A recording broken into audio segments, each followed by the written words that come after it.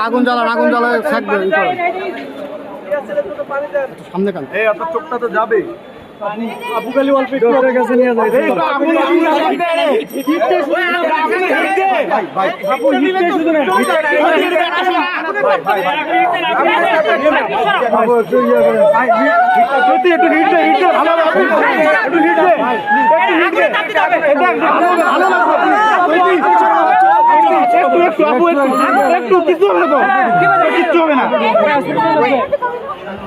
কিচ্ছু হবে না